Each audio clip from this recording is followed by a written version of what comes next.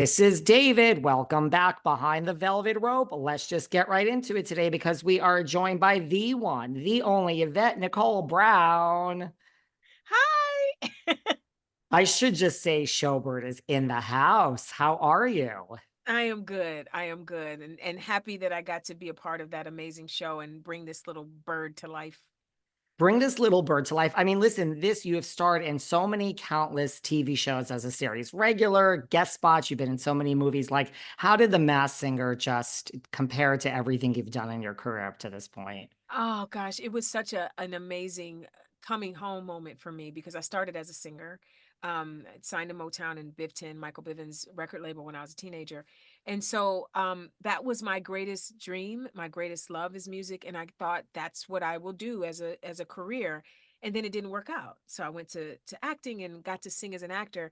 But it was so nice to go back to my first love and get to hold a mic and try to make people feel things or enjoy themselves, as I sang. It was really wonderful, really wonderful. Were you like when you first got to Hollywood, like were you pursuing, because I've seen the music video you were in and I know you were in that world, like were you pursuing both at the same time or was it really music and then that didn't work out and then you said, hey, let's go this acting It route? was really full speed ahead in music. I moved here to be a singer, and for the first, I think, two or 3 years I was out here, I was doing demo tapes. This is back in the dark ages. I was doing demo tapes and going in the studio and recording and singing background for people and doing showcases at coffee houses. Like I literally was chasing it full speed ahead, and it just never gelled. One step forward, two steps back. It just never really. I always liken it to you should go towards the thing that loves you. I loved music. It liked me. Acting loves me. So I reached to acting and acting reached back. And so that's what I ended up doing. Thankfully, I've been able to sing on just about every show and every cartoon I've ever done. So I still get to use the gift I feel like God gave me, but it didn't become a career for me, and I made my peace with that. But then moments like The Masked Singer happen where you get to play make believe for a little bit. I mean, fully make believe. You're a bird, and you get Yes. to just enjoy that moment. And I really, really did. I leaned in and really enjoyed it. You have sang in so many of the TV shows that you've been in, like, this, we're recording this, a day before you're unmasked, but once you are unmasked in the world, and this will be listened to after you're Yeah. unmasked, but like, are people you think in the industry going to be shocked that you can sing so well? Or no, I mean, you've sung on a lot of the TV shows, are Yeah, I don't think anyone that cares about those things will be shocked. If someone's never paid attention to the shows that I've been on or that I'm a singer as well, I think they might go, "Oh, I didn't know she could sing." But I've sung on Drake and Josh. I sang on The Odd Couple. I sang on Victorious, and I've sung everywhere. I've sung on Community. The only difference is I've sung on all those shows for the most part as the character. So I've sung in the way that I think that character would sing whatever song I'm doing. This is probably the first time that I'm singing as me, um, singing it the way that I want to. And so that's the only thing that's different. I hope that it leads to more chances for me to sing. This is weird on me. I love doing background vocals. And there was a great cartoon that was on Apple for a few years called Central Park. It was Leslie Odom Jr. and Catherine Hahn and Josh Gad, Kristen Bell, these level, Titus Burgess, of these people.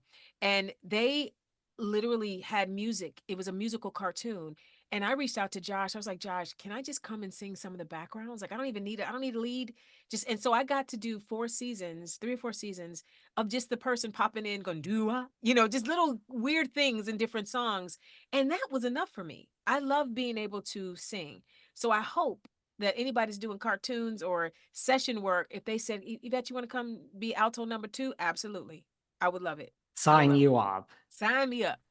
Well, we do have a new twist this season on Masked Singer. We have the ambassador, someone that's been there before in most cases. Now, in your case, it was Joel McHale. You were Yeah. on Community with Joel, but so was Ken Jeong. Now, I don't Yeah. know what happens in the final episode before you reveal because I haven't seen that yet. But from what I've seen, I mean, there you are, and he's your, ambassador. And I'm like, Joel, I mean, Ken says this is his best friend and he knows him so well. It's like, but then he guesses you as Jennifer Hudson. Like, were you, I mean, like standing there and it's like, oh, he's going to get this. We all work together.